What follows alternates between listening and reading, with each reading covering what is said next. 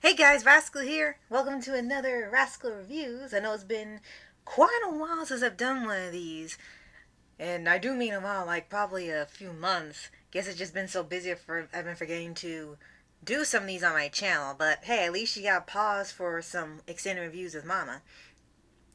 So today, since it's still Superhero Month, I want to about Big Hero 6 the series.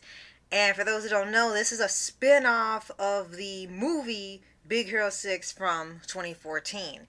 And strange as it is, this isn't really talked about much now because I think it came on in 2017 and then it ended in 2021. But it only had 3 seasons. And I guess they took a while for each one to air. Like I know they had breaks or hiatuses and stuff happening, and of course you had the pandemic in 2020, so that's probably another reason why they halted production. But I wanted to talk about this because it's a show that kind of came and went, and it's something not just for superhero month, but also for just in general talking about the franchise in itself. And I remember when it first came out, it was pretty big, and then it quietly disappeared, and then they brought it back again with 2017, and I think the one thing in here that made people watch it, besides loving the movie and wanting to see more adventures, I think would be the storyline they had in the first season. Now, before I get to that, we'll say that almost the entire cast from the movie came back. But I think the two that they replaced Damon Wayans with Carrie Payton, and they replaced T.J. Miller with someone named Brooks Wheelan, who actually sounds just like T.J. Miller. So until you look at the end credits, you really can't tell the difference. So props to him for doing a good job on the voice. And I think like I said, what really got people excited about this, besides the fact that for ones who really love this movie and want to see more of it, finally got something years later. They did it in a 2D style animated series. In a way, it wasn't hand drawn, but they did do it in 2D. Some saw it as sort of a downgrade, while others saw it was a new way to show the characters without being in 3D format, and they can transition well to it. And then the storyline for season 1 is that it was taking place sometime after the movie. It doesn't say how long after, but it just lets you know it's after the movie, because they do mention Callahan about once or twice, or about them becoming superheroes. And in one instance, Fred wants to go back to doing the superhero team like they did in the movie, while the rest kind of just want to leave that behind. Now they fought the bad guy and just live normal lives. Well, if they did that, we wouldn't be having a series.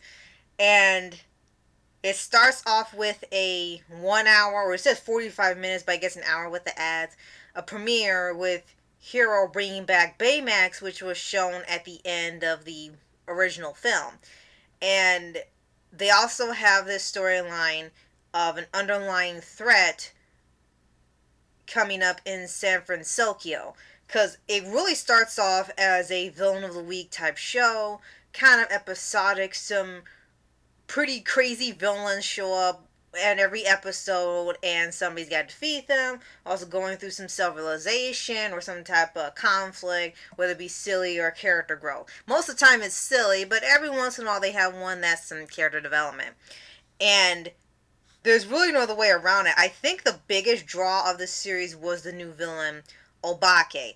And you see him come up throughout the first season. I'll explain why he doesn't appear in seasons 2 and 3 in a minute. But he seemed to be a big draw for a lot of people. Not just ones who saw the movie, but are just seeing this for the first time and have no knowledge of the film. And the way to describe him, he's kind of like, he's in a way almost like Norman Osborn in a way, but without uh, the giant corporate building, more like an underground corporate type of thing. And they keep hinting at some plan that he's creating, and it's getting closer and closer to completion as you get further into the season. And he was shrouded in mystery like Toffee. Why did he have this underground lab? Why does he have an interest in Bureau 6 and specifically Hero? And no, before you think it's going somewhere creepy, it's kind of creepy, but not in that way. It doesn't really get towards that. He's just crazy. um, he starts spitting out a lot of these villains. He's usually the reason behind a lot of these villain of the week people coming in and attacking them constantly. He's testing their skills, see how well they work as a team. And you get the reveal of who he really is at the end of the season. And for a lot of people, that was probably the best part of the series, was this new villain. And he comes with a backstory, a cool design, hinted at having some powers, having this high intellect that really has been seen with a Disney villain, whether TV show or movie, in quite some time. And a lot of people kind of got attached to this character through the show. And that's probably why they stuck with the show.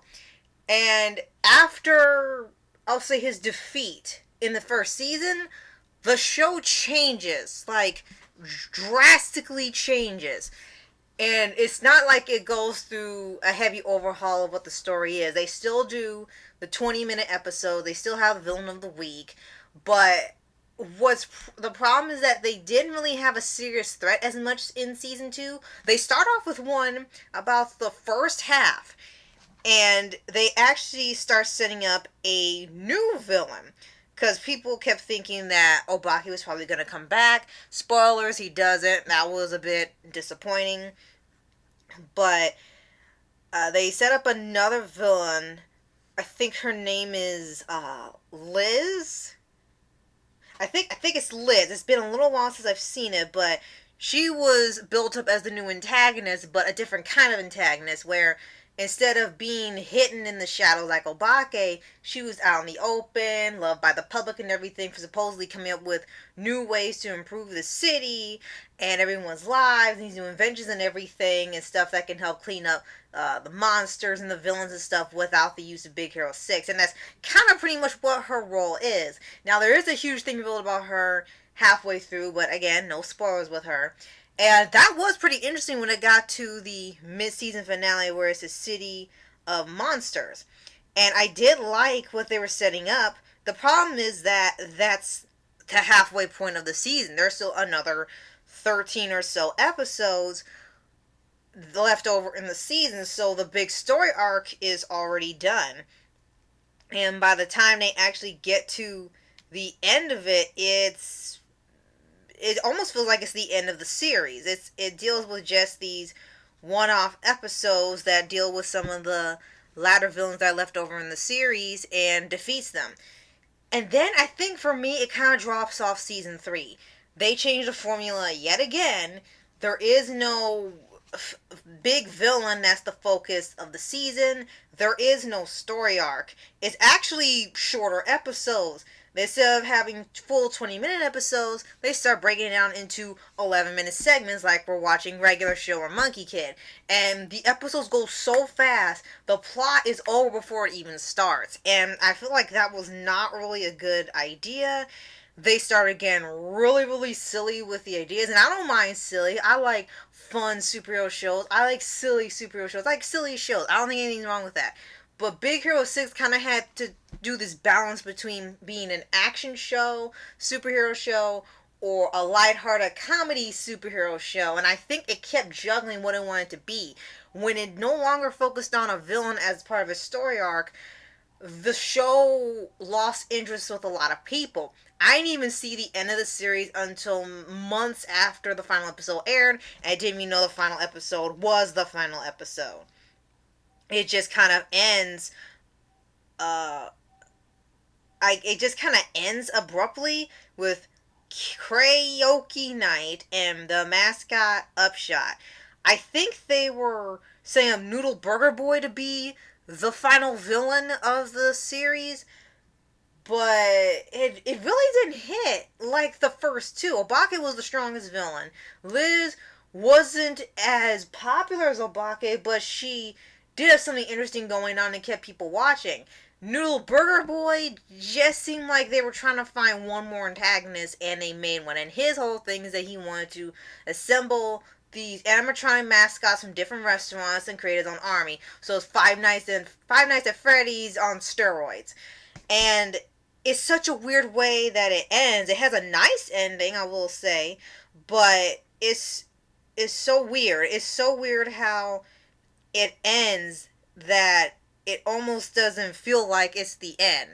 Like it has a happy ending, but then that's it. There's nothing else to it, and it just kind of ends like, okay, we're done with the show. Here you go. Here's a happy ending. We're done.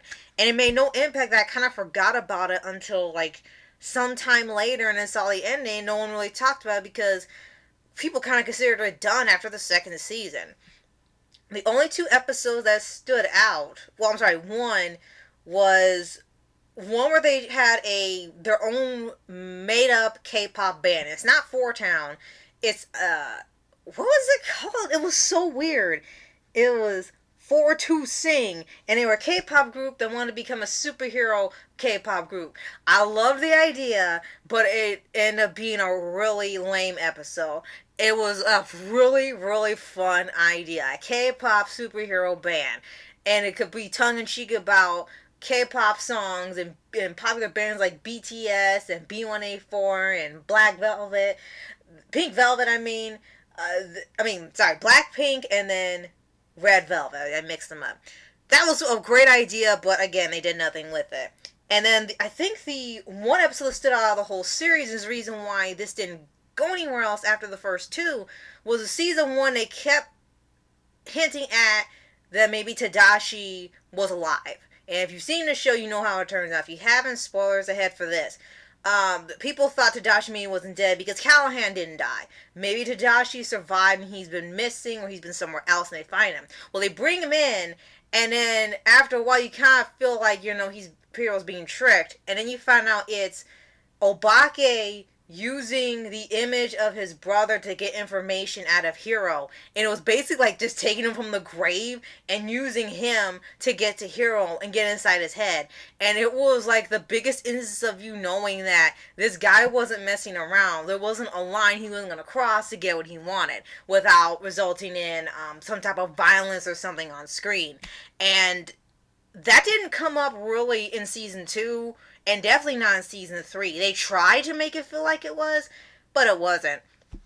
As for me, what I think of the show, it wasn't bad. I still say season 1 was the best season with the Obake storyline. I think it was really good. Season 2, I only liked the first half of it because of the storyline with Liz that they decently set up and then kept hinting Obake was going to come back. That was disappointing as well, but I did like the storyline of the City of Monsters arc that they were doing for the first half, and after that, kind of don't care. But I really want to talk about this because, again, it's not really something people bring up anymore. It's been kind of put to the side now that the villains and the most interesting parts of it are gone. But I didn't mind it. It wasn't the best show out there, but it was fun and interesting to watch and hearing all the guest stars and everything. And I thought it would be pretty good to recommend it to you if you want to see it.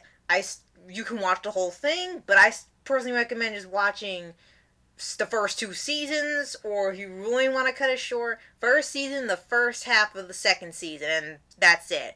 Or the rest of season 2 if you really want to feel like it's an end and stop from there. Because season 3 just unfortunately wasn't all that memorable to me aside from the K-pop episode.